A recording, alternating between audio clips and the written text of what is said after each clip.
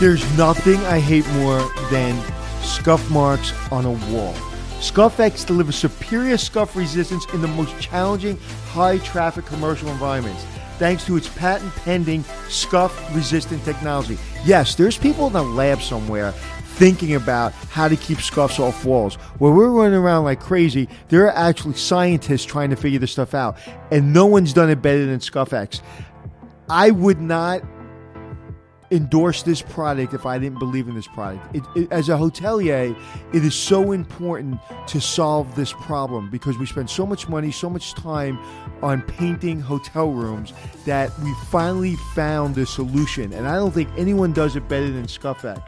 The high-performance ScuffX latex paint reduces the need for touch-ups, repaints, offers significant savings on long-term maintenance costs. And for all the information you need, go to benjaminmoore.com.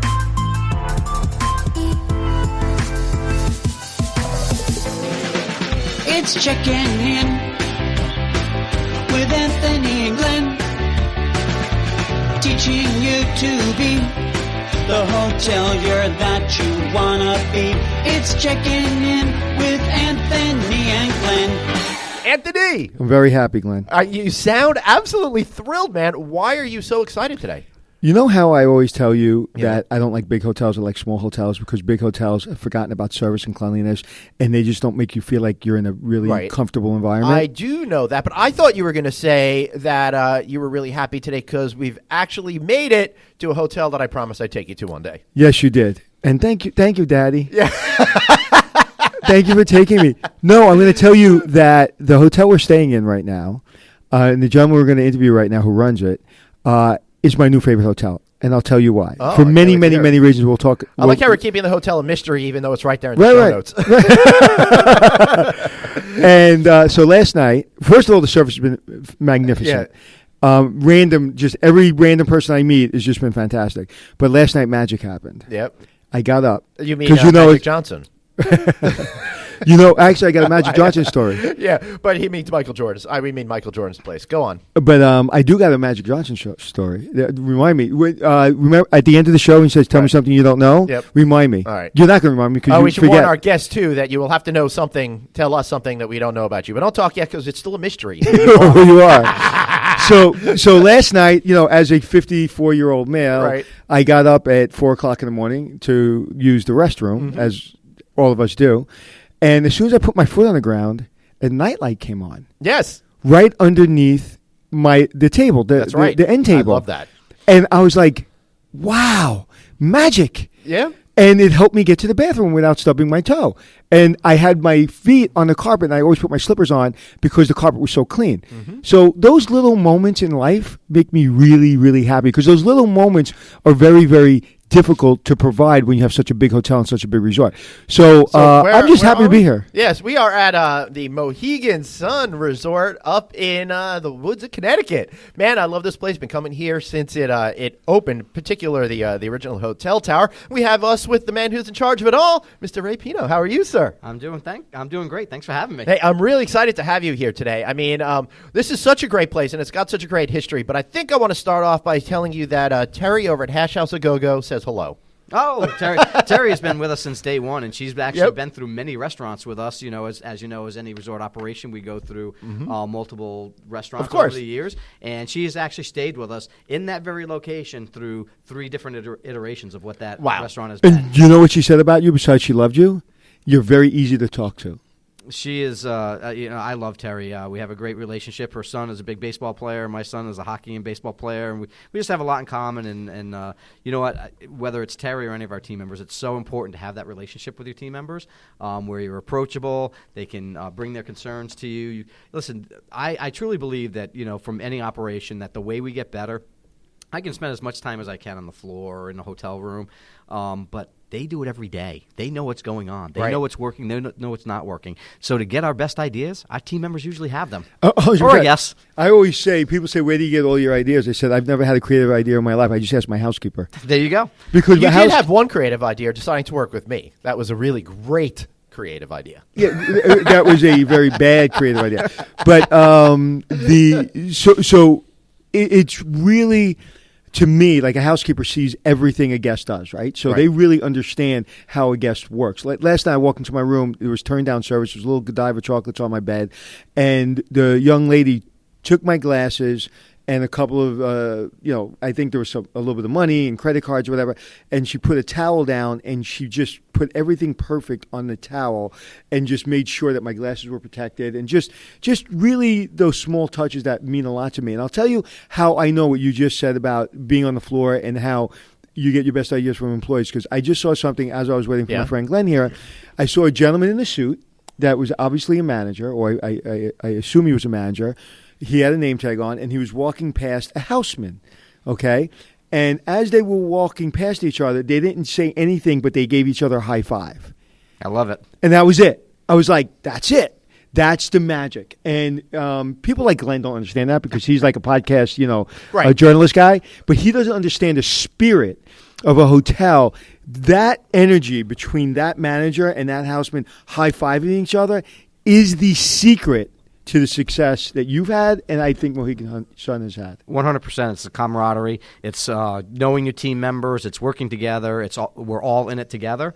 Never afraid to do whatever my team members are doing if we need to step up and do it. And I think our whole management staff feels that way, that we're willing to step in and help out whenever we have to. So how do you actually create that? Because I hear this all the time. A strong culture is important. I talk to guys like you all over the country and a lot of great women as well about leadership.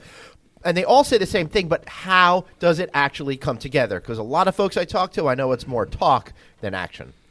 Well, I think actions speak louder than words, right? Right. So we hold our management team and our supervisors accountable, and you hold them accountable by giving them annual evaluations, by evaluating them on a monthly basis and making sure they're creating that interaction with their team members. We do annual surveys to hear back from our team members where they're not having that interaction with their team members, and when we have to go in and address it, when they're talking about an area where they don't think they're having that interaction, we go in and address it, and we address it immediately. It's not something we let sit around and linger. Right. It's something we have to get to. So how do you do it so it doesn't come off as punitive? It comes off in the right spirit of hospitality where you want them to be successful in their job. So our whole goal is about developing team members. One of our 4 core values is developing passionate and dedicated employees. Right. I mean, you look at Terry. She's been here decades. You've been here forever. 14 years? 14 years. You didn't know I was over 25, did you? Over 25. Actually, I've been here 18 years. 18. I started my career, actually, with the tribe. Don't hold this against me, but I was a lawyer at one point in time. We heard it. We still did the interview. Okay. Thank you. I appreciate that because I'm not a lawyer anymore, thank God. And I've been at the casino since 2005. So actually 14 years here in the casino, 18 years with the organization. Anyway, where were we going with that? No, you were saying what we're saying is, if you want me interjecting, you were saying how do you create that feeling, and you were saying. But is it punitive? Do people take it as punitive? It's not. It's a training. It's about your manager talk. So if you're not performing, if you're not creating those interactions with your team members, it's up to your manager to do training with you. And we have our HR team that gets involved and talks about how to create those relationships and really working with the team members and understanding that what we're all about is guest service, right? That's what we are. Mm-hmm. And when you think about, you guys, talk a lot about hotels. There's hundreds of hotels in Connecticut, right? People can stay anywhere in Connecticut in a hotel. So why do they choose Mohegan Sun? It's got to be our guest service. We've got to deliver that guest service that make people want to come back. And we've got to be creating that atmosphere where people want to come here because they have that special feeling. Mm-hmm. I play, as Glenn knows, anytime I have a chance to play in a poker tournament, I'll play in a poker tournament. And I go to someone in New Jersey, one of the big hotels there, one of your competitors, and I really didn't think about Mohegan Sun. And I was in your poker room last night, and I will be a guest. I will be coming back a lot. Anytime I feel like taking a day to go play poker, I'm going to come to your casino because everyone in that casino, in that poker room, made me feel special. I love that you have a restaurant in the casino. I like the cashiers in the casino, in the poker room. Everything is self-contained in that poker room. And you know better than anyone, poker players are not gamblers. They're poker players. I understand that. Absolutely. Absolutely. And he's giving a big knowing nod. And also, quite honestly, our poker room has only moved recently in the last year, and learning from what we did and learning from what poker players wanted is why we added it to that space to make it over there. One, it's a more convenient location, and it has all the amenities that poker players want. So I'll be honest with you. Remember I told you I think I was at Mohegan Sun's poker room about a year or two ago. Right. And I was like, yeah, it just doesn't feel like it's self-contained, or I just wasn't. And so when I came yesterday to play poker, I was just like, oh, I don't remember this. So I was like, oh, maybe it was a different hotel. So now you said that's a relatively new room. That's what it was. So I walked in. I was like, I'm in. I love this room. And so last night I sat there for like 6-7 hours. And I also like the people around the table because poker players sometimes could get nasty, as you know. And like one guy got a little nasty, but everybody else around the table shut him up. He didn't like the way I played my hand. And I asked him this question. Did you do slow roll him? In a very nice way. I asked him a very nice question. I go, I understand what you're saying, and I appreciate that, and I don't mean to be nasty, but I have your chips. Just yes or no. And he goes, that's not the point. I go, okay, I thought that was the point. Person with the most chip wins. So anyway, but I really liked the room. I liked the vibe. Every single person that turns around when you ask them a question smiles at you. And so to get back to your question, Glenn, about, and first of all, I apologize before and said you don't understand the difference between a housekeeper and a manager and that vibe. I'm just excited that the word Haussman keeps coming up in our podcast. Before I started working with you on this show, Haussman with one S. I know, but I knew it was a hotel position, but being that I'm always speaking to the executives and stuff like that, I never hear that term, so it's always a little weird to me. He's the. I'll get back to that in a second, but because we're all over the place today, guys. I lost my train of thought because you hijacked my train of thought. Oh, that's me. But that relationship is so critical to the environment because you have a lot of meetings. You talk to people like us. You have a lot going on. You have ownership. You have to deal with legislation. You have to deal with everything. So you're not always able to get that. You're not in front of that guest all the time. So that houseman, that housekeeper, that front desk person, Chelsea at the front desk. You know Chelsea at the front desk? I do, actually. Okay, this man runs one of the biggest resorts on the East Coast, and he knows Chelsea. How many staff is here? We have about 7,000 team members. Right, and he's 2 for 2 right now. And he's 2 for 2. And that's why, Glenn, if you ask why, because the gentleman in charge understands and he's approachable. And that's unheard of almost in our industry because he's just in so many meetings. He's so important. Who is he? Nobody knows who he is. Well, Chelsea, I walked in and Chelsea greeted me with a smile. I always talk about 10-4 and more. 10 feet away, you acknowledge the guest. 4 feet, I remember, yep. You say good morning, and then so 10 feet. I remember that from the first episode of Hotel Impossible. You teaching the guy at Gurney's that. Right, 10-4 and more. And so I walk in. She does the 10-4 and more perfectly. She was delightful. She went through everything I needed to know without being robotic. And I really wanted to hear her talk about it. She asked me for a bottle of water, and she was just really just genuinely sweet. And then she said, how do you pronounce your name? And I said, take a guess. And she said, Melchiorri. And I said, you got it right. She literally went, oh, my God, I did? She was so excited. And I said, what hospitality school did you go to? She goes, well, I didn't go to hospitality school. I was in aerospace engineering or something. And I had to leave for family reasons, and I'm now here, and I've been here for a long time. And I love it. But you can tell she was very intelligent, very personable. And when she gets so excited that she said my name right, I was like, and you can do all the training in the world, right? Yeah, and you guys do a lot of training. But that's not training. Right. That is you hired well. Because I always say, and we've said this on the podcast numerous times, is people talk about training. I talk about hiring well. If you hire well, when you train, that's not only retained, that was retained when they were 7. Right. They understood it at 7. So it's just a reminder. So I would say you hit on 2 really, really important points there. So number 1, we hire for personality. We hire for, one of the things, because I generally, unless I'm traveling, meet every new team member that comes in here during our orientation. We do a 2-day orientation, and one of the days I go in and talk to the team members for about a half an hour, answer their questions, and stay as long as they want to have questions. What I always stress to them is you have to want to be in the guest service industry. Right. If you don't, you're not in the right job. You're not in the right company. And just be honest with yourself, because what's important to us is providing guest service, and you have to want to do that. And it's not in everybody's DNA. And if that's not in your DNA, that's okay. We're just not the right company, and you should recognize that right off the bat. So hiring the right people is exceptionally important to what we do and how we deliver our service. The second thing is and you talked about her being natural. The one thing we talk really important about here is that delivering 4- and 5-star service while being yourself. We don't give anybody scripts. We don't tell anybody you have to say this. I love that. We don't ask for – we tell you we don't have slang and yo, bro, and stuff like that. But we want you to be yourself, because when you're yourself, it's natural, and people pick up on that you're being who you are. I talk about personal branding. I'm actually going to Utah next week. I talk to the tourism board out in Utah, and the keynote I'm giving is about personal branding. And I ask people, say, how many people in the room have a personal brand? And maybe 3 people out of 500. And I'm talking high-level executives. I was out in Vegas, and they did the same thing. And these are people in your positions sitting in the room, and like 3 people raised their hand. Yep. And I was like, everybody's got a personal brand. So how do you take your personal brand, and how do you take the brand of Mohegan Sun or whoever you work for, and how do you not separate them, but bring them together so it's a natural fit? And most people in your position don't spend as much time as the employees want you to spend in orientation. Most people in your position don't walk around and know people by their first name. Eric Long at the Waldorf Astoria did that. He taught me that.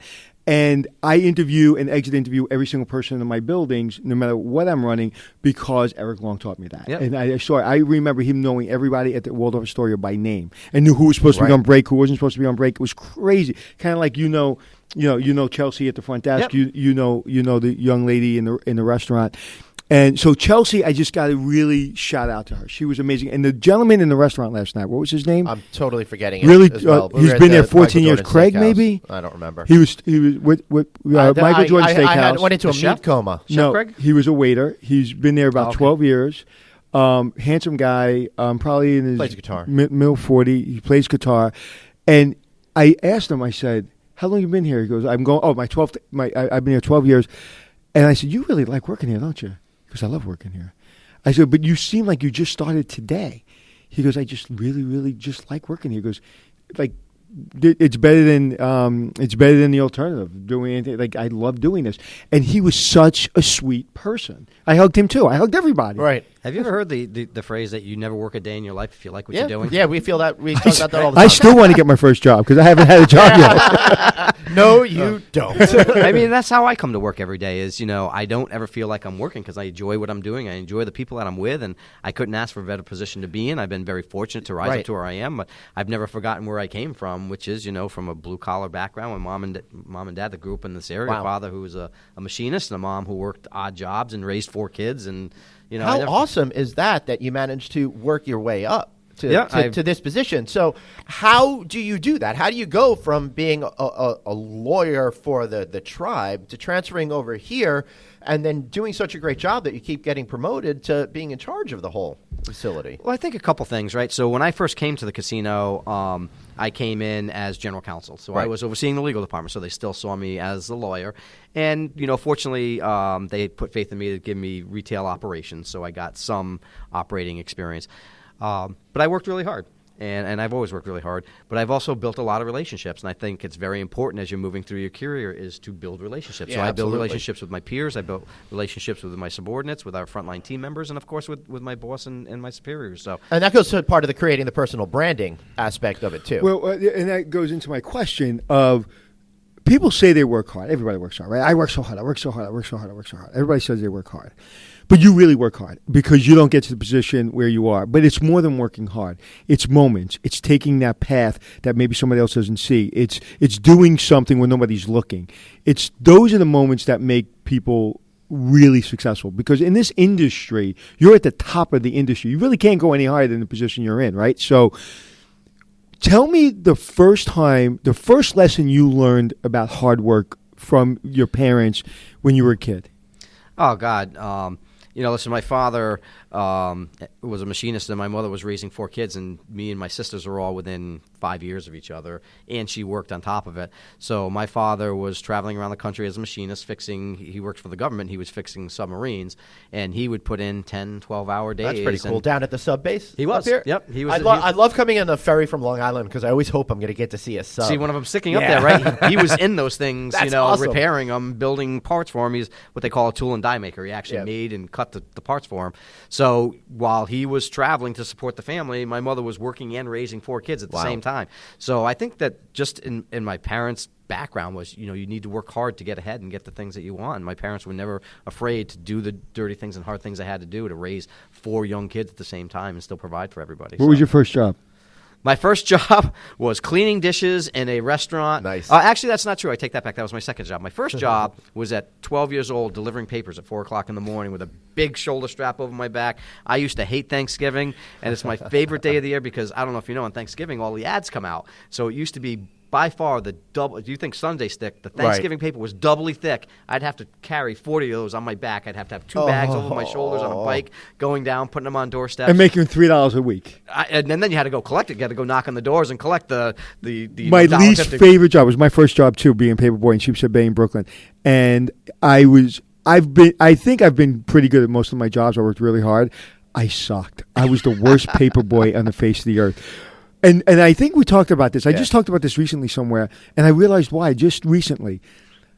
I don't mind working hard, but nobody knew how hard I was working. That's why I have an affinity for housekeepers, because they work hard, but you don't see how hard they work. Right. It's like I'm up at 5 o'clock in the morning, 4 o'clock in the morning, and by the time you get up, I'm already on to school, and then you give me 10-cent tip, and it's like, do you know how hard I'm working to get that paper exactly where Mr. Smith wants it, right near his mailbox? And Mr. Exactly. Smith doorstep. Right. So when he opens up the door, it's right there. I really went out of my way to be perfect. Yeah. And so I was really bad after a while. I maybe by 11 o'clock you got your paper. Well, I was really bad at it because I did a really good job of delivering the papers. I just never like going knocking on people's doors and giving the $1.50 for your last week's newspaper. I like the people that just leave it in the mailbox and say, here it is. And the ones that didn't, you got to go knock on the door, your papers. So what was the first time a boss came to you and just looked in your eye and said, this just isn't working? Like either you made a mistake, or do you remember the first moment that was an eye opener? Like maybe you came in late, maybe you weren't washing the dishes. And how do you handle it? Right. Do I think everybody has to be open to criticism, right? You have to. Well, that's we always all the have hard to part. be prepared for improvement because, interesting enough, one of our core values here as an organization is striving for perfection. Mm-hmm. And I tell all our team members when they come in, we have a core value of striving for perfection because we're not perfect. Right. Right? We make mistakes. We all make mistakes. And I tell them, I make mistakes every day. It's how we recover from those mistakes, what we do about those mistakes. And when you're with a guest, and getting away from myself for a second, but when you're with a guest, you make a mistake, make it right for them. Just admit you're wrong, even if you're not wrong. Right. Because 9 times out of 10, they're going to be like, oh, my God, they care. They admitted they were wrong. Right? And that goes a long ways. Mm-hmm. We do little things like give our team members $10 make-it-right coupons. So if you make a mistake, here's $10 to go spend on the property. We apologize. Get yourself a coffee. We made a mistake. Mm-hmm. We want them to resolve the issue right there on the spot. What I tell team members, if that person leaves and they're angry and we haven't taken care of it, who's going on social media saying what a miserable place it was, they were terrible, they didn't care about me, and it could have been the smallest thing. Right. If you give them that $10 coupon, they leave saying, oh, my God, they really care, and they post on social media what a great place it is. When someone posts on social media, it's not like they're taking it down. Right. Even if I recover that guest and they come to me later on and we recover, right? It's still on social media. But if they leave here telling that good story, that's what's going to spread. And I always say recovery is better than getting it right the first time. Agreed. You want to get it. I'd say, Anthony, sometimes. I'm sorry. Was I talking while you were interrupting? I can't stand when you do that. Really. But I find that a lot of times when something happens that goes wrong, I'll like the hotel more than I would have otherwise 100%. Because of the way they handle it. Because when everything's going perfectly, right? When everything's smooth, you expect it, right? Like the airline I travel on, I love it because Delta, because in all the miles I've traveled, you travel a lot, we all travel a lot. And it's very rarely have they ever interrupted my life by making a mistake that they haven't been able to recover from quickly. So you never tell your employees, go make mistakes so we can recover. But don't be afraid of the mistake. That's right. The recovery, no one will ever talk about the mistake if you recover right. They'll only talk about the recovery. And then people say, well, what was the mistake? I don't remember. I just remember that John was unbelievable. He sent me this and he sent me that, but why? There was something wrong with my toilet. I don't remember. But they were amazing. So the recovery is really how you can get from a 4-star to a 5-star. Mm-hmm. And that most people, again, in your position, we've lost because you're under so much stress. One of the things that people don't understand, getting into your position, if you don't know how to deal with stress and you don't know how to deal with you having 17 different bosses, okay, from the housekeeper to the owner, like that will come out in the way you walk around the hotel. Sure. That will come out in the way you're concerned about your career. And if you can walk around and be able to compartmentalize that stress, then when an employee does come up to you and talk to you, you're really talking to them. And too many leaders walk around and you see the stress on their face. So why would I walk up and give you more stress? No, never let them see you sweat, right? Right. You know, As as a leader, said than done. It is, but I mean, I think you have to be the inspiration for the property, right? Yep. You know, things go wrong, things happen that you don't like, but you know, we recover from those. We make it better. Everything's going to be fine. The building's not falling down. We're going to recover from this, and we're going to make it better. But how does a person right now listening to this podcast? We have a lot of young people.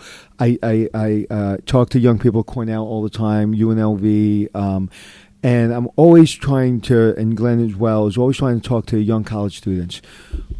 Someone coming out of college right now that wants to run a major hotel or a major brand. What is the one thing, two things, three things that people don't talk about in getting to be successful? Hard work, being kind, all that. But what is, I always talk about resiliency, right? But like, what is, why you and nobody else? Like, why did you get to this position and so many other people didn't? And they had good intentions. They were maybe as smart as you, maybe smarter than you. But somehow you got here and they didn't. So what can they take from you to help their career going forward? So I would say one thing that I've been very, very fortunate with. I've been fortunate to have two really good mentors. One, our former president, Melchiorri, has been a mentor to me for a long time, and he was a very successful businessman here. But something I've done in my whole career, regardless of where I was, and I will tell you, I am not the smartest person in the room, and I'm never the smartest person in the room. I love hiring people that are smarter than me. They make you look so good. Yeah. And they're ready for advancement. And there's nothing more proud than see someone that you've worked with or for that advances their career because they deserve it. But I never want to be the smartest man in the room. And I also want to be open. My leadership style is kind of a leadership style by committee. I need to hear what all my executives are thinking.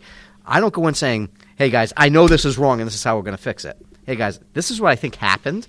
Can you tell me, is that accurate, or am I missing something? And how do we fix it? And then let's get all the ideas, and let's come to a consensus on what's the best way to fix it. Right. Let's do this together. I'm not coming in, hey, guys, this is wrong. This is what we're doing right now. That could be the worst thing in the world. Right. And what's so funny is then when things go wrong, they're not looking to shoot you in the back. They're looking to have your back. Exactly. And that is so critical. Well, one of the things that I find that I think is an Achilles heel for some executives is they feel threatened by those people that are doing so great that are coming up. How do you not let that negativity kind of infect you and keep it so? I've always encouraged it. I love having smart people work for me. I love having smart people advance in their careers and move ahead. And listen, if at some point in time someone's smarter than me and moves ahead of me, they deserved it. They worked for it. I'm not jealous or hold it against them. I'm proud of them. That's fantastic. That's amazing. Yeah, and that's something really can't be taught. It's something where you either have an example where you realize to yourself, oh my God, I was just really maybe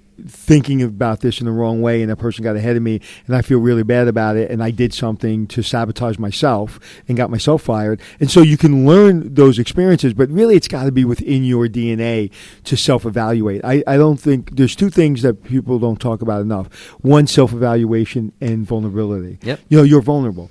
You can see you're vulnerable because of the way you speak, the way you know people's names, the way you open yourself up, the way you say, I'm not the smartest person in the room. I always say, if I'm not the smartest person in the room, you better leave the room, right? If I'm the smartest person in the room, you better leave the room.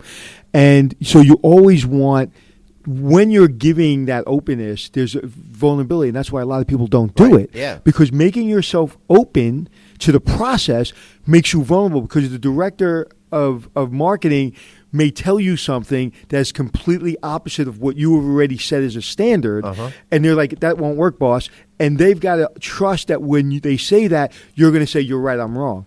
And most people sitting in the seat you're sitting at the head of the table don't do that. You got to be willing to admit you're wrong. You got to be willing to admit you don't know anything, and you got to admit that people have better ideas than you do and adapt them and make yourself a better organization.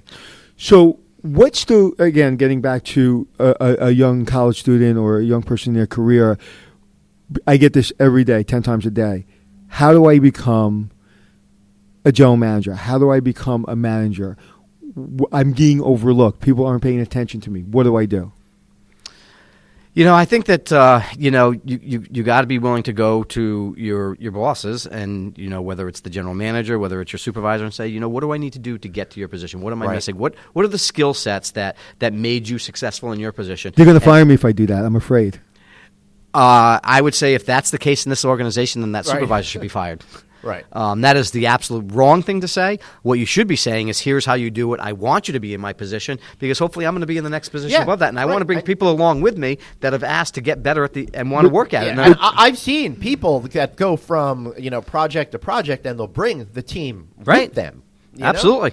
Yeah. Because you want to bring good people with you. You want to bring people with you that want to work hard, that want to get better, that want to learn. Yeah. You should be every leader in this organization should be encouraging that, not ever discouraging that, not putting, you don't want, I'm not going to give you my job. No, I want you to be, one thing about an organization is you have to have a line of succession, right? If you don't have succession planning, it's going to start to crumble at some point in time because you don't have enough leaders, or the culture is just going to keep changing because you don't have people coming in that can maintain the culture. So bringing up those leaders from the bottom up and teaching them the culture and teaching them what it is to be a leader in the organization is essential to the survival of an organization. We talked about this on the recent podcast where if your bench isn't as good as your starting lineup, you're in trouble. And your bench doesn't mean they should be, people who aren't talented. It should be that they're just as talented. It's just not their time. And we talked about where that's what Eric Long used to say to his team, that your bench better be strong. Because when that that all-star decides to go to a different company, and they will if they're talented, that person sitting on the bench better be better. Right. Because one of the things that fascinates me about this place, and none of this is smoke, and if you know anything about my career, and I can tell you, I don't care. I'll say whatever I want to say. And you can't fire me. And it hasn't gotten it hasn't gotten into trouble yet. Right. No, you can't fire me. So I will say, now I won't be rude. So if this was a really bad hotel, I wouldn't say that on air. I'm not a rude person.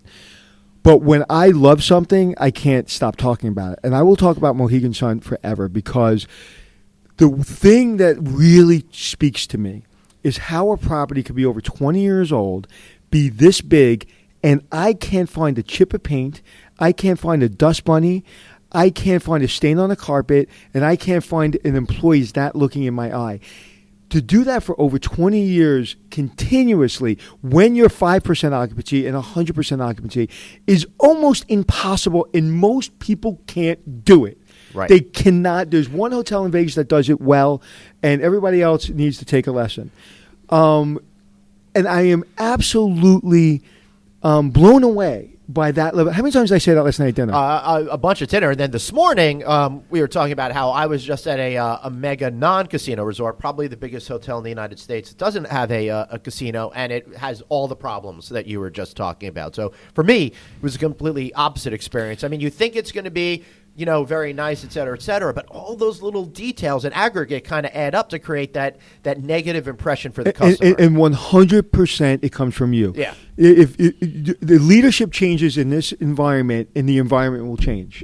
100%. I've seen it 100% of the time. Right. The environment changes when the leadership changes, and they're not bringing the same message. There's no secret. There's no manual. There's no algebra formula. It is, you have to stop, talk to housekeepers, look them in the eye and say, I give a crap about you. Right. I love you and I want to take care of you. That's the formula. And if people started getting out of the ivory towers and walking around and looking people in the eye and give them high fives and hug them and know that their kid's a baseball player, okay, and have a relationship in a real way, when things get tough, when the recession hits, when things start going in the tank, they'll have your back. Period. End of story. And they won't go down the road for 50 cents more or $1 more.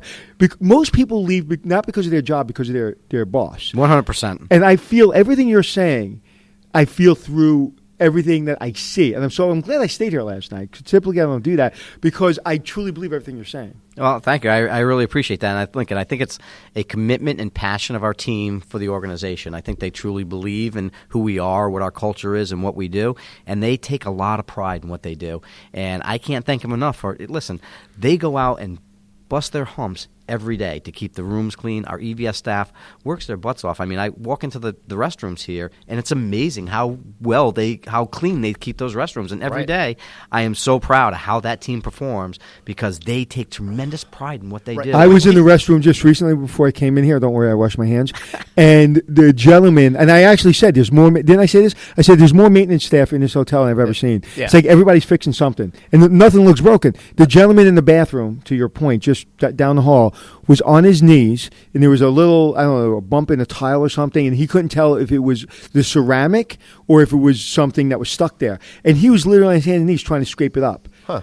I mean, that does usually happen. And we also saw a woman working really diligently to clean the glass around the Chihuly sculpture this morning. That's a challenge. Every Wednesday, it's cleaned. Yep. It's hosed down every Wednesday. They get the lift and they clean because they said, because I asked her, I said, you're really cleaning that glass around it beautifully and with a lot of energy. And they go, do you clean the sculpture too? And then she explained to me how they clean it. It's dust bunnies. And listen, who wants to go to a place that's dirty or unkept? No. And I think that just walking into a place and say, hey, this looks clean. You don't want to walk into your house and have garbage everywhere, so why would you want to walk into a facility that you're going to entertain yourself and have it?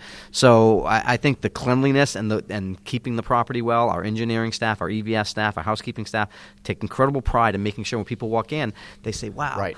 This place looks great. And I have, just like you said, I have people tell me, I can't believe this property's 23 years old and it still looks like this. Yeah, so let's talk about the experiences here because we've been talking a lot about the staff. I want to talk about the resort itself. What what it's like bringing all of this stuff together, keeping it fresh and all of that. Now, I've been coming here since the late 1990s. And I remember I had just gotten into the hotel business, and the opening of the Sky Casino complex was one of the most incredible things I'd ever seen back then. And now, I think that was spring 2002-ish, that part.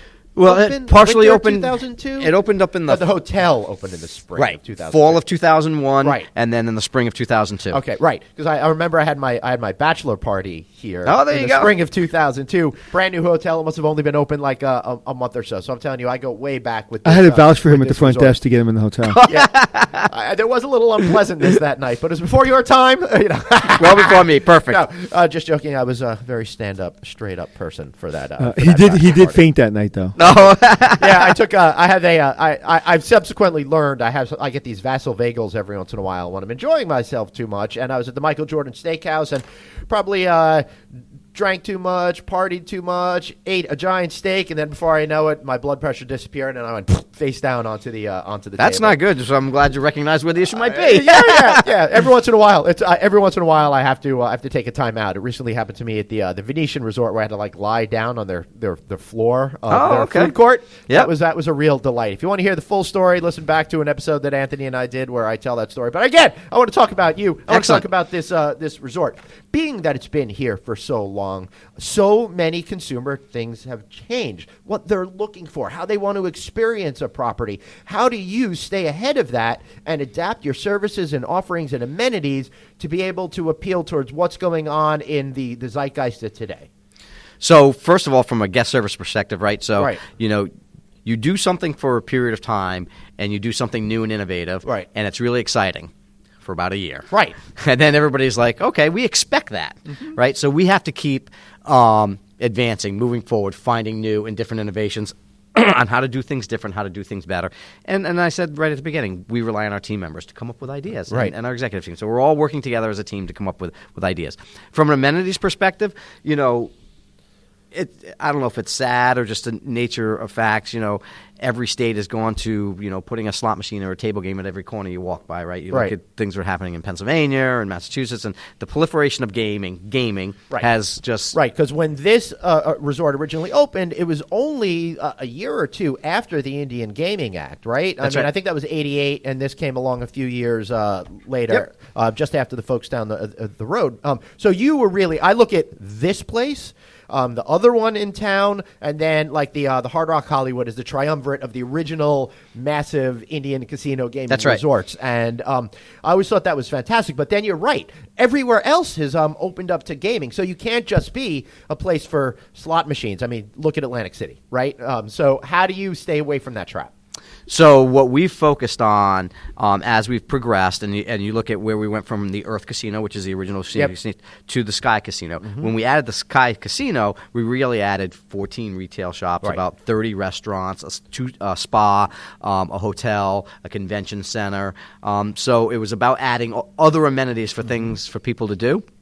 And as we've continued to expand and grow, we continue to add things like Aspire, which is the top floor of the Sky Hotel, and it's a different amenity. It's a higher valued amenity. It has different accoutrements inside the room. So I love the hotel within a hotel. Yeah, it's a great idea, right? It has a separate check-in, and it provides a different level of service. We've added things like Roadhouse Comics, and I don't know if you had a chance to enjoy that. No, I was here for the fish shows in July. It's the last time I was at your resort, and even though it's a country comics bar, they had a hippie jam band playing. I had a couple of nice beers, and I really liked the vibe in that space. And the comedy club inside there is fantastic. They bring in fantastic comics in there. And comedy's really made a great comeback as well. So that, I think, is really hitting on the social pulse right now. You also opened up, how's it pronounced, Novell? Novell, yep. Yeah, and that's more of a ultra luxe lounge nightclub kind of a place. Exactly, and we have Avalon, which is another nightclub. We added Game On, which is not open right now, but it'll be open later on. It has bowling alleys, it has old arcade games. I love that. It has ping pong. Just little games to go and be interactive. So I think that particularly in the younger generation, they're looking for interactive things to do together. So we need to continue to provide those things where people want to go out, spend time together, and enjoy time doing things together. That's interesting you say that, because most people would say the opposite and say everybody's on their phone and they don't want to do that.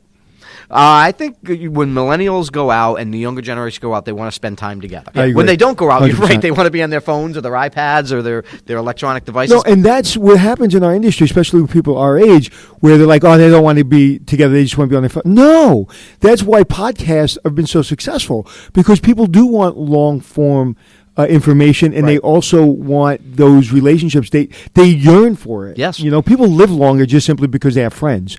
So people want that, and hotels have to figure out what's the balance between technology and giving them an interactive experience. That's right. Yeah, and it's interesting because younger people have a different relationship with gambling. So to me, I think that having all of these other amenities and services is essential. Now, one of the things that I love is the arena itself, and the organization even owns a WNBA team, right? That plays over here. And I mentioned the fish shows that I came to, but I think that creates such excitement at the resort and brings in up to 10,000 people at a shot. I think that's Glenn was saying it's his favorite arena. Yeah, so I was. All right, and I'll tell you why it's my favorite arena for people listening is because I'll go see concerts at like Madison How Square about for people Garden that aren't whatever. listening? But, How about for people who aren't listening? Screw them. Okay. Yeah, but really, it's 10,000 seats, so it's like it feels like half of Madison Square Garden, and I literally got the worst seats in the house. Thank you, crappy fish mail order ticket people, but at least I got in, so thank you for that. But I literally had the worst seat in the house, all the way in the back, all the way at the top. Okay. And you're still not far away. And it was still great. Right. The sound was great. I felt like I was really part of the show, and I just felt it was an amazing experience, and I would definitely come up here to see another concert for sure. The arena team that's there, and Tom Cantone and his entire team just do an outstanding job. And if you look at pollsters and the other rating magazines on arenas, we're actually been ranked as high as number one in the world for an arena our size. We've been ranked in the top 10 of arenas in the world at times. Yeah, you've got Miranda Lambert, Jethro Tull, Chainsmoker, Jake Owen, Steely Dan. Ooh, Steely Dan. 21 Pilots coming. Yeah, that's amazing. It goes on and on. We've had Lady Gaga here. We've had U2. We've had Bruce Springsteen. We've had Bruno Mars. So when you're Britney going through the planning of an arena, what are the most important things that you're thinking about? Because a lot of people build arenas, but yours has been rated one of the best in the world. Why? What was the process? Arena actually was built before my time. There was something that in the tribe's thought process in going through phase 2 as a differentiator, they said, we want to have an arena. We want to be in that business, and we believe that we can be successful at that business. As we continue to operate the business, and we have the entertainment team, it's about bringing variety here. So when I talked about the acts, we have your top country acts, we have your top R&B acts. I saw Tony Bennett here like 10 years ago. Right. And we have Frankie Valli coming back. So it's about variety because people don't want to see the same thing over and over. So we could go from rock and roll one night to WNBA basketball the next night to country the following night. Well, that's essential because that helps you appeal to lots of different segments in the marketplace, right? So that way you get everybody sampling it instead of trying to have one specific point of view. A little bit of something for everybody to come and enjoy a show. And you know what? As you said, it drives 10,000 people. So our arena does somewhere around 150 shows a year. Now, that includes the WNBA, and we also own a indoor box lacrosse team, the Blackwells. Oh, wow. It's actually really fun and exciting. That's awesome. If you've ever seen indoor lacrosse, it's very physical and very fast. Right. With the arena shows on top of that. And when you have that number of events and you think about 8,000 to 10,000 people coming for every event, the amount of energy that creates on every Friday, every Saturday, every Thursday night, Sunday nights, creates a tremendous amount of energy for the building. And I think, I could be wrong, but personally I feel you want to go to a building where there's energy, right? 100%. You don't want to walk in the building and feel like you're the only one there and you're looking around the corner, where's everybody else? Well, we're taping this in September. Kids are back in school, and people were saying this is kind of the slow season for the hotel. And I walked in yesterday, and I will tell you the building did not feel like it was full. It felt like it was maybe the slow period, and I felt tremendous energy. The building itself and the employees themselves had tremendous energy. I'm going to kind of sidestep a little bit, and I'm going to put you on. I'm going to grill you a little bit. Okay.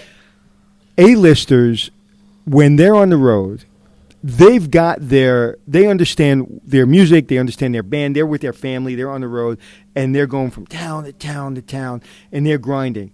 And I know the number one priority when I travel and I'm grinding with my team is comfort. Mm-hmm. So give me an example where an A-list celebrity left something for your team, a comment about how you treat those performers better than everybody else. Is there one thing that stands out? I would say that the one thing that stands out that's a testament to the team and a testament to what artists think of this venue, and I don't know the exact numbers, but a number of artists, including John Bon Jovi, Shawn Mendes, I believe Jennifer Lopez, start their acts here. The first show is always the toughest show. Right. Because they're just practicing their set. Yeah. So they're coming out, and a lot of times they come here 2 or 3 days early because they're just – the set may not even be set yet. They're getting with their band and saying, okay, here's a song. Because if you ever watch a tour, 99% of the tour, they play the same music over and over. I know. They change one or two songs. So if you go look up like the Rolling Stones – I went to see the Rolling Stones recently. I looked up their Chicago show.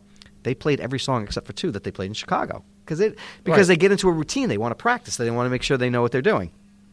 I think it's a testament to what people think of this when they say, we want to start our tour at Mohegan Sun. We're going to bring our band there. We're going to warm up there. And our first show is going to be at Mohegan Sun because we know that's a place that's going to take care of us. Wow. And we're going to practice there and take our show off from there. And that's why I asked the question, because I knew you'd have a really great answer.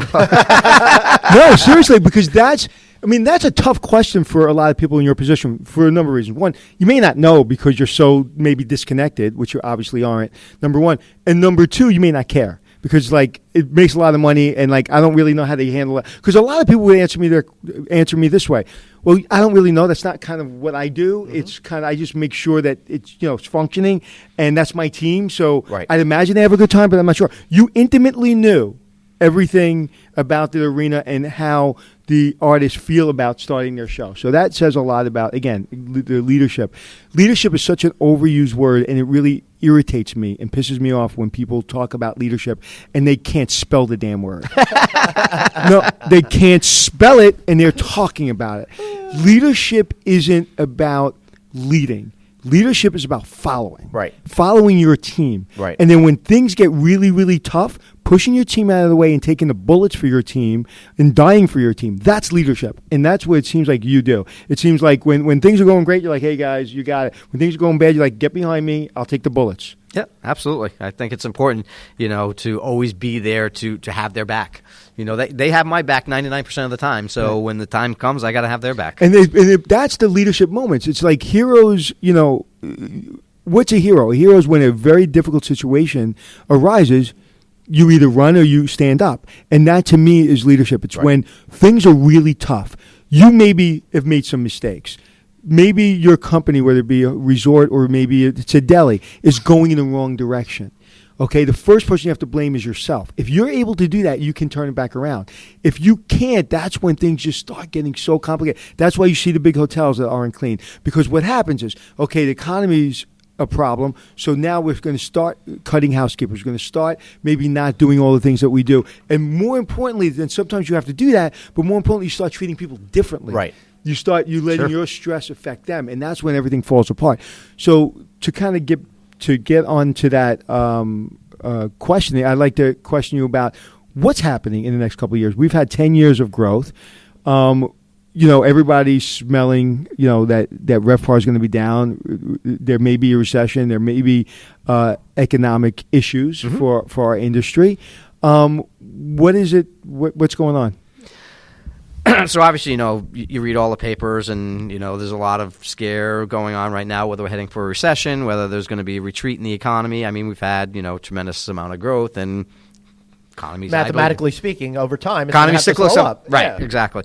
I think from our perspective, Right. that from Mohegan Sun, one, as an organization, and this is more a testament to our corporate team and Mario and growth outside of Connecticut and continuing to grow the organization. And I should say, for people that aren't familiar with Mohegan Gaming, the parent entity, the Mohegan Sun Resort, thought it was brilliant back in the Mitchell Edis days, where you got involved in managing in Atlantic City the resorts property. I think it was a Pennsylvania racetrack, and now the company's getting involved in a $5 billion resort at the Incheon Airport in South Korea. That's right. So really smart spreading it around and not having all the eggs in this resort. Right. And from this property, which is my responsibility, we've noticed the proliferation of gaming, right, as everybody has. Right. And we've gone more and more away from gaming. Yeah.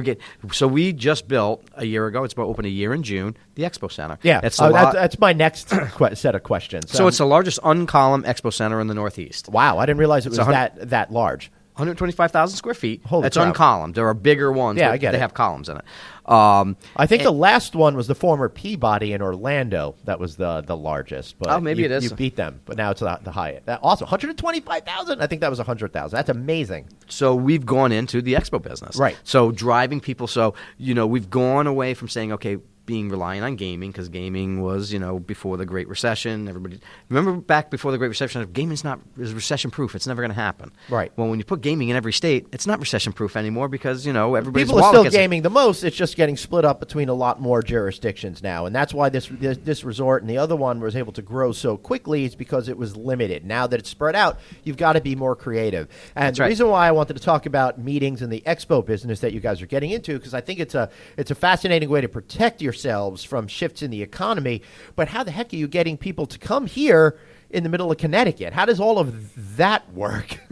Well, I think that, one, we have a beautiful facility. Yeah.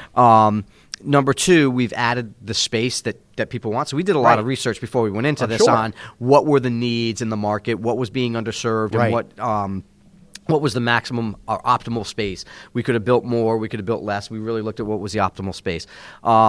But I also think that we have a tremendous sales team here. Our convention team, we get over 90% of our business as repeat business in the convention business. Wow. And the reason that is our sales team does a great job bringing them in. Our service team does an even better job of servicing them. I can't tell you the number of letters I get from convention groups that come in and said, and listen, I'll be honest with you, we compete with facilities right around us, and it comes down to price for them. We don't always compete with them on price. What we're competing on is you're going to have a great experience here. We're going to bend over backwards. We may make mistakes. We're going to make up for those mistakes because we're there for you. Whether you have to call me, whether you have to call our senior vice president of convention sales, we're going to be there to take care of your issues. So they come back because we give them that service. They know we're going to take care of whatever it is that they need, and we're going to bend over backwards. We want to try to anticipate their needs. We hope to anticipate what they need before they even ask for it. What's the largest expo event you have in the facility? So there's a couple. Barrett-Jackson takes up the entire expo center. So Barrett-Jackson is that the car guy? That's the car auction. They come here Wednesday through. They actually come in the Saturday before to set up. They bring in 300 to 400 cars that are going to be auctioned off. They actually put them out for display. They have Ford and Chevy come in and do like new car displays. They actually do a fast car ride around part of the building here where they bring in professional drivers and drive 100 miles an hour and do these hairpin turns and drop people off.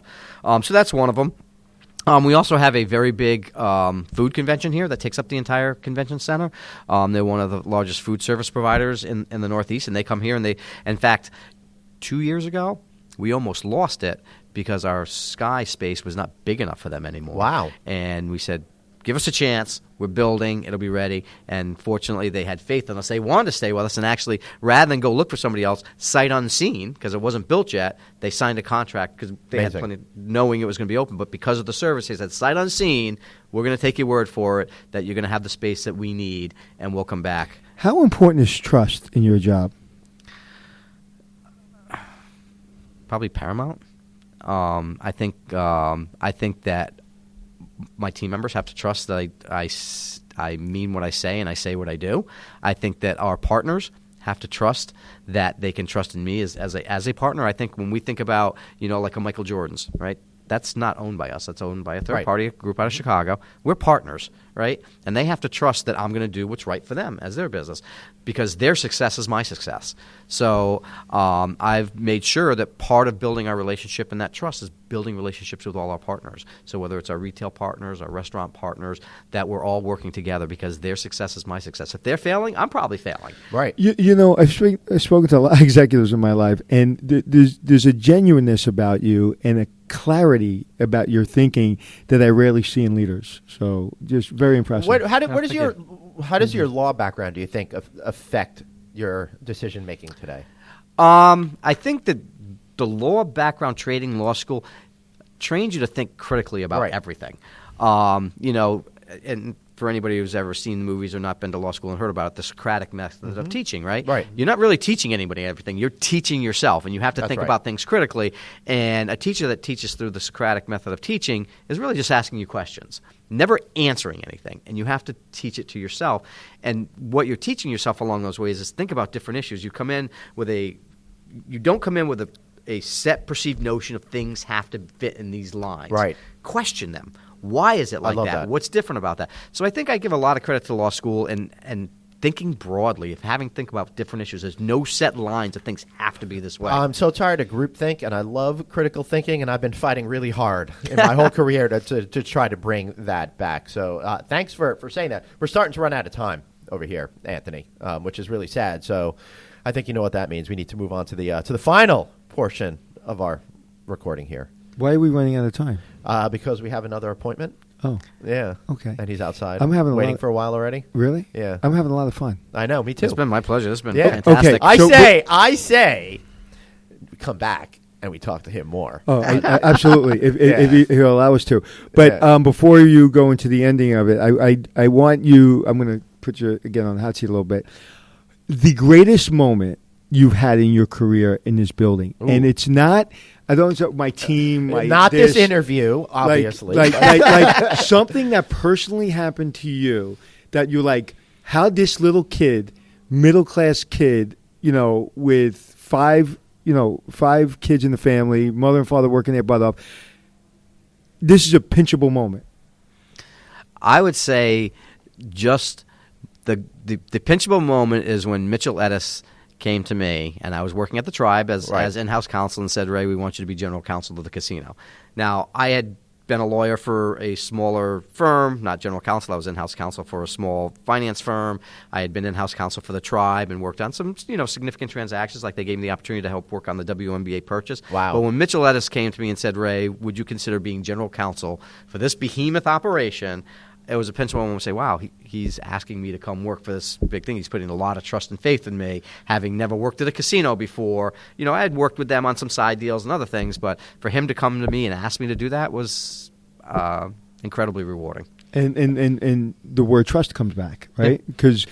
So to me, when people say to me, what's the secret to success is people have to know when they call you, you're going to back up what you say. Yeah. Trust is paramount. It's not what law school you went to. It's not if you went to law school. It's not where you come from. It's when you say something, are you gonna do what you say? And it's I think it's timeless. Agreed. And well, I'm glad you shared that with us. Now, when you ask me something I don't know, I said remind me, and I can't remember what it was. Okay, great. He remembers. All right, so let's start with our guest. Ray, tell us something about you we don't know. Oh boy, it's got to be something fun. Something or fun? interesting, just something different. I guess maybe something fun is as I am a enthusiast of a 1966 fastback Mustang convertible that I want to own at some point in time when my kids get out of college. And it's got to be candy apple red. Right. Candy apple red, 1966 Mustang fastback convertible. You know what's so funny? Every person of our age that have kids, I have 3 kids in college. We'll be all 3 in next year. We say the same thing. When my kids get out of college, right. I'm going to go on that vacation. When my kids get out of college, I'm going to go that. In other words, when I have money again. Right. That's exactly right. That's why when those tuition bills stop coming in and the money's all mine again. Yeah, my kids are a little bit younger, so I'm actively discouraging them from going to college right now. Yeah, education's way overrated. Yeah. No. Why are you taking 3 AP courses? Take none. So why specifically that car? Ever since I was a kid, well, I was born in 1966, so that's has a little bit to do. Okay.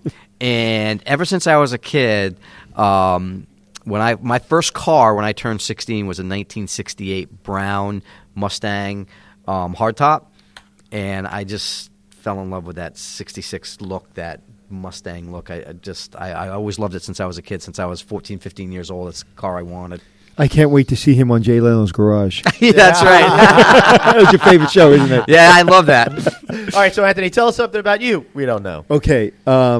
Back in the day when Magic Johnson retired, if you remember, we're all old enough to remember the moment where, unfortunately, he became sick with HIV and he had to retire. Remember that? Yeah, I do. That night, everybody's like, what's going on? Well, that night was his birthday, as I remember it, and he was coming to the Plaza Hotel. And I was the night manager at the time, and I was in the VIP office, and there was a card that we had for Magic Johnson because we were going to check him out. I was going to check him in. He never showed up, and the next thing we know, we all put on the news, and there he was announcing his retirement. I was like, that was like, wow, yeah, that was a wow moment. I was like, oh Hilarious. my god, like an hour before he was supposed to be in our hotel, and I was so excited. You mean Magic Johnson? Yeah, sure. To bring him up to the room. And I just remember looking at that card, and I don't know. I thought I took that card and tried to save it, but I don't think I did. But that was a wow moment, and that's what's great about the business, right? You get all these amazing moments that you would never, ever have. And one of the things I always tell people about the great thing about the hotel business, if you want to go into entertainment, work in the hotel business because you meet everybody. Matter of fact, my career. I have a career in entertainment because of Leo Rossi. Leo Rossi's an actor in Hollywood, and he stayed in my hotel. We became best friends, and all of a sudden, my career. Meet everybody. I met everybody. That's funny. My first hotel job, my first hotel industry job as a writer, my editor told me, he said, "This is the closest you'll ever get to Hollywood without being in Hollywood." There you go. Yep. 100%. And everyone has to stay in hotels. I always say, you go to a restaurant, you go to a bar because you want to.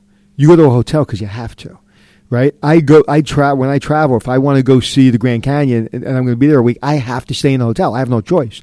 I may want to go get a hamburger at the Hard Rock, but I have to stay at a hotel. Right. And so when you're forcing people into a position that necessarily maybe they don't want to be out of their house, right, you got to make it that much more comfortable. So that's why I really love this business. Is like you were saying before, and I meant to pick up on it, is when people say to me they like people, I'm like, well, I don't like people that much.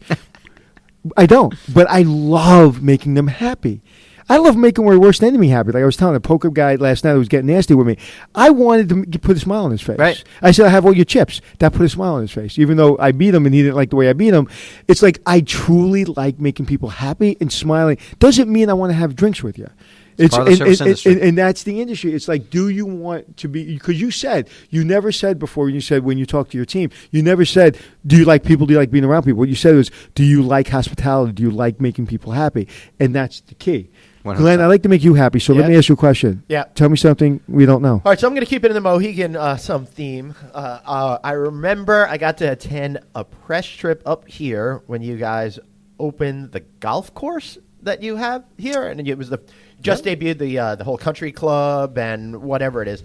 This has got to be 15 years. Oh God, you're ago? testing my memory now. I don't remember. It's a long exactly. time ago. I'm pretty is. sure it was before my kids, and they're 15 now, so a real long time ago. But I remember we took a bus up, all the editors and stuff like that, and I got to bring a buddy of mine who's in the hotel industry, and we step on the bus, and they didn't have any beer. on the bus. Oh, no. That's what we said. So we went and we bought a couple of cases of beer, and then by the time we got here, we got all the editors all lubricated to have the perfect editorial experience for you. I love it. Then on the golf course the next day, I don't play golf. I just took out the golf cart and I just drank from hole to hole to hole and looked at all and waved at everybody. Not a bad way to play golf. And for my buddy, it was such a great day because you had the top LPGA golfers here, and they paired up with just the regular normal folks. That was one of the greatest golfing days of his entire life. So thanks to Mohegan Sun for that, and thanks for letting me bring beer on your party bus. Our pleasure. It's awesome. All right, so Ray, this is I really love being here. How can we find you? How you can plug the resort? Give us any shameless plugs that you'd like. Uncasville, Connecticut, Mohegan Sun, Connecticut. I encourage all of your listeners to come and visit us and enjoy a good time. I think you'll find that there's a lot of things to do here. We are a full resort operation. You can find us on our website at mohegansun.com. So I encourage all your listeners to... It's more than full resort. It's one of the largest resorts in the entire country. And especially if you take out Las Vegas, it's probably one of the biggest places. And it feels different. It has upscale and elegant. And there's a feeling of, like, I don't like the word boutique. When people say boutique hotels, I don't like that word. Because you can have a hotel this size, and to me, it's a boutique hotel. Because when I come in here, I have a boutique experience. I feel like everyone is here for me. It doesn't feel like you have all this square footage. So to me, like, when people ask me about Mohegan Sun, I'll just say, well, it's a really great boutique hotel. I think it's a very homey feeling. You feel very comfortable here. It's very natural, and it's not pretentious or uncomfortable for people to come and visit. And when you have to take a pee-pee in the middle of the night, the nightlight goes on for you right near your feet. Oh, yeah, I should compliment you on the beds, because usually I get to get up 3, 4, 5 times a night. Last night I slept for 5 hours straight up until 4:08 a.m. when it was my time. Your time here? I was amazed. I got to get the name of the pillows from you guys. I got to purchase some of those. We sleep. I say I want to go a week without being in the hotel. Yeah. And I slept like a baby last night. I fell asleep, and man, the size of the room was that like I was in a king room. Is that a typical size room in the hotel? I was in room 1242. Mm-hmm. Typical size room. It felt like I was in a suite. I love the couch. How you have that couch for 2 people. Yep. It's actually designed so you can watch TV, eat, and do. It's just an amazing. I like your wardrobe. I am such a stickler for like just the nuance of a room, and that room just felt right. I don't like really big rooms when people upgrade me to presidential suites. It's too big. This room was just absolutely perfect, and the water pressure. I'm a water pressure guy. That's important, right? You got to be able to take a nice, comfortable shower, right? It ripped all my hair off. That's why I'm there's different settings on it, so you can set it. But you want to take a comfortable shower. You don't want to get up in the morning and have it dripping on you. Say, okay, how am I going to get the soap off of me? And you know what? Also, I appreciated. I've never forgot my toiletry bag in all the years I've been traveling. Never once. It's like my steamer and my toiletry bag. Like I can't move without it. Last night, I go back to my room, and it's the first time I didn't unpack because there was a poker tournament. So I was like, you know what? I'm just going to leave my bag, meet my friend for dinner later, but I'm going to just go right to the poker tournament. It was a $85 buy-in. And so I said, all right, let me drop my bag. And so I come back after we had dinner, played another poker tournament, and came back, and I forgot my toiletries. So now I'm nervous. It's 11:35 at night, and I'm nervous that where am I going to get a razor and I walked out and I appreciated that the gift shop was open. Yep. A lot of them close like 9, 10 o'clock at night, which makes no sense. That's uncomfortable. It had every single uncomfortable. I love that word. Yeah. Uncomfortable, because it's really the industry comes down to comfort and uncomfort, and being uncomfortable. So I walked in and had everything I needed. The gentleman was pleasant. Is that open all night? What time's it closed? 24/7 for the hotel. I love it. I love that. And that, like, at 4 o'clock in the morning, you're not selling anything. It costs you money to keep that open. It does. But for that one razor or that one chocolate bar I wanted to have, what I also liked is you had little Snickers bars, little ones, like the 25-cent ones. Yep. Because I really want a Snickers bar, but I'm not going to eat a Snickers bar at 11:30 at night. But there's no calories in a small Snickers bar. Right. Oh, man. I somehow avoided Ben & Jerry's last night. It used every fiber of my being to do that. I might not be so lucky today. And you see me like I'm like a 12-year-old right now. I like the thing that I just love about this industry is I love perfection. I love striving for perfection. I love that I'm looking around this boardroom and every friggin' chair looks clean. I'm looking at the carpet. It looks spotless. Like, it is so hard to do what this company does, and you do it at such a high level, and I'm a huge fan now, and I will be Mohegan Sun personally all the time. I will go all my concerts here. I'll do all my gambling here. So I'm a fan, and this is an advertisement. I just absolutely fell in love with this resort, so thank you. Anthony, thank you very much. Excellent. Appreciate you guys coming out to visit. Yeah, my pleasure. So, Anthony, how can we find you? Street corner 42nd and 8th. He's offering 2-for-1 specials. Anywhere you want to be on the internet, Anthony Hotels. And I am at Traveling Glenn. Thanks for listening today, but most importantly, thanks for checking in. It's checking in with Anthony and Glenn, teaching you to be the hotelier that you wanna be. It's checking in with Anthony and Glenn.